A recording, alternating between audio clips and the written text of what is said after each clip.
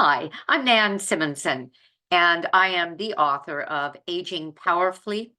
I wrote my book more than 3 years ago when I turned 70, just before I turned 70, to make a point that with lifestyle as medicine, making choices, taking control of our own life, we can age with power decades longer than if we gave our power to somebody else or just continued as so many do in the standard American lifestyle with pillars of health that are ignored, like adequate sleep, like de-stressing, like moving on a daily basis, like eating nutritionally.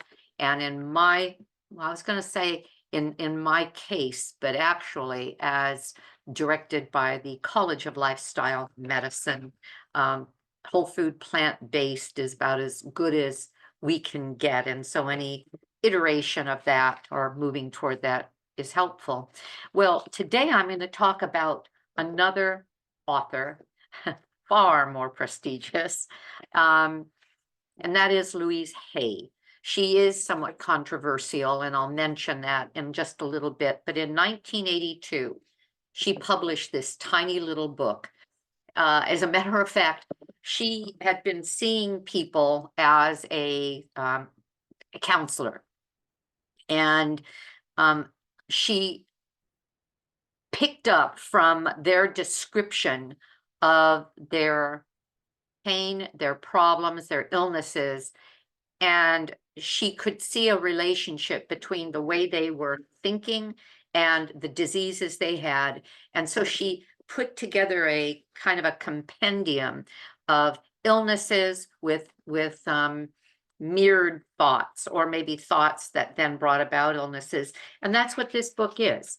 It's every part of the body and what the illness was brought about from in terms of thinking processes, and then the affirmations we can give. She was going to have this published, and she realized that she wouldn't get anybody to publish a book like this. So she opened her own publishing company, Hay House, that is now one of the preeminent publishing companies for self-help, spiritual, and health books.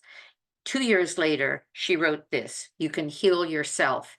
This has sold millions of copies. As a matter of fact, she has sold over 40 million books. And I had this book by my bed. I was just reading through it. Near the end, she tells her story. And in that story, she said, at 81, I got to be an actress because I had been asked all along to allow a movie about my life. And I never thought that the presentation and how it was going to be taken on was something that I could fully approve of. A director came to me, I liked what he had to say, and I did it, and they used me throughout the movie. Well, I had never seen her movie. I have both of her books, and I hadn't even heard of the You Can Heal Yourself movie. And so I went on a hunt for it. I found it. I'm going to show you what I found, and you can copy the title and find it yourself and watch it for free on YouTube. But let me tell, well, you know what? Let me take you there first. I'm in a screen share, and let's see. Here it is.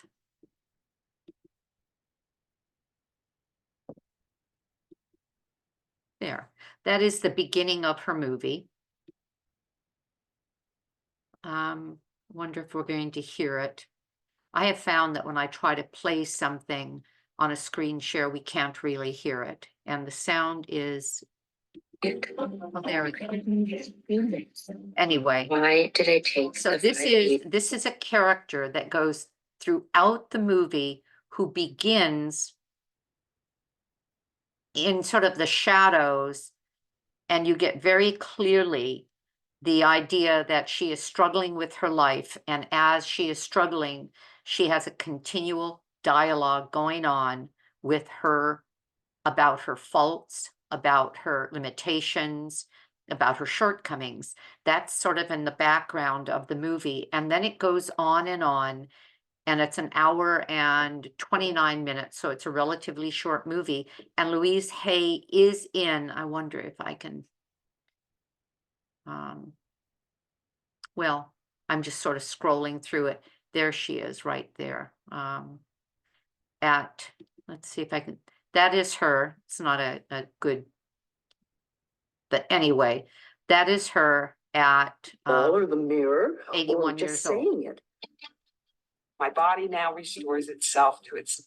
And that person is quoting one of her affirmations, and that's what she became very famous for, sharing affirmations. So I'd like to, just say, present to you the idea of doing what I did, and that is watch the movie. I don't sit much, and so I never sat and watched it. I actually put it on my phone, stuck it into the basket while I was cycling, and I've watched it now twice. I'm on my third go around, and I'll say I listened to it. Once I got an idea of who the characters were that were speaking, I found that I could just listen to it and know what and imagine what was going on. And it's interesting that, and I'm going to stop share, but it's Louise Hay, You Can Heal Your Life movie. And it's right there on YouTube. And Vladimir Lachinovic is, I don't know that he was the producer, but his name is on the YouTube description. He may have been the producer, he may have been somebody that pulled this back out of the archives and made it available to us. She died, I believe, in 2019, 2018, and she was 90 or 91 years old. So let me stop this. Okay, so what do I have to share with you? I'm going to tell you about the lessons from her book and what made it so valuable. And I'll say the takeaways that I found to be profound enough that I, again, did this deep dive into her and what she offers. Her work is, in some descriptives, a seminal work of self-help and the New Age genres, focusing on how thoughts and beliefs can influence one's physical health and overall well-being. Some of the main points of her book include the power of thoughts and words. She emphasized that our thoughts and the words we use have profound effects on our lives, particularly on our health. Positive thinking can lead or can heal. And she believes she proved that in her own situation when she was diagnosed with vaginal cancer. It was documented. And yet she believes that through her envisioning and her self-talk and her getting at the underlying reasons she believed that she was developing this illness, and that was resentment, anger, and not letting go and not forgiving. When she went through that process, she believes that was the reason the cancer then left her body. So the power of thoughts and words. Positive thinking can heal and transforms our lives. She also, one of the main points was the connection between mind and body. There's a deep connection between the mind and the body. As she pointed out, negative thoughts and beliefs can lead to physical disease, while positive thoughts can heal. Self-love and forgiveness were one of her most important tenets. One of the book's core teachings is the importance of self-love and forgiveness. She argues that many physical and emotional issues stem from a lack of self-love. By learning to love ourselves and forgive others, we can heal our lives. She also brought to the forefront mirror work. Hayes introduces the concept of mirror work, which involves looking into a mirror, directly addressing oneself, and using positive affirmations to build self-esteem and positive perspective or perception, excuse me. Affirmations for healing. The use of affirmations is central to Hayes' teaching. She provides specific affirmations for different physical and emotional problems, suggesting that repeating these affirmations can promote healing and well-being. One of another main tenet was responsibility for our own lives. She encouraged readers to take responsibility for their own lives, including their health and their happiness. She suggested in the book that by acknowledging our part in our problems, we can also find the power to heal and change. And our part is holding on to grudges, anger, resentment, a lack of self-love, self-incrimination. Releasing the past. The book stresses the importance of letting go of past traumas and grievances as a critical step towards healing. Holding on to negative past experiences can block healing and growth. And then also creating a new reality. Hayes believes that we have the power to create our reality through our thoughts and beliefs. By changing our patterns of thinking, we can create a healthier and more prosperous and more fulfilling life. Through her book, she pioneered self-help techniques, empowerment and responsibility, our power and our responsibility to be able to conduct our lives as we see fit. She had a global reach and still does. You can heal yourself, so millions and millions in numerous languages all over the world. She founded Hay House, which is still very, very productive today. And she has a legacy and continued relevance. Her teachings continue to resonate with new generations of readers and practitioners in the fields of self-help, holistic health, and spirituality. Her purpose and her emphasis on love, forgiveness, positive thinking as tools of healing remain relevant and inspiring for many people today seeking personal transformation. Despite the widespread appreciation of her book, it is important to understand that not everybody embraces her philosophy, and some feel, especially in the medical communities, that she is oversimplifying the complex nature of health and illness. Well, I've been talking about for quite a while the science behind our mind affecting our body. I've spoken a lot about Dr.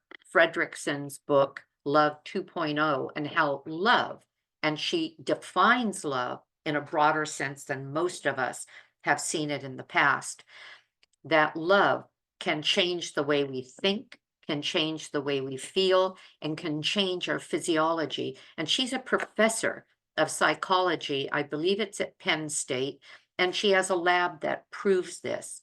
Another book that I enjoyed a lot, Younger Next Year, written by Chris Crowley and Henry Lodge, was updated, and they included Alan Hamilton, MD, who is also a psychologist, and in his additional writings in the book, he makes a point to say that the diet and exercise rules that were given in the original book were important, but that also staying emotionally connected affects the brain all the way down to the cellular level. because our brain has that kind of power over our body.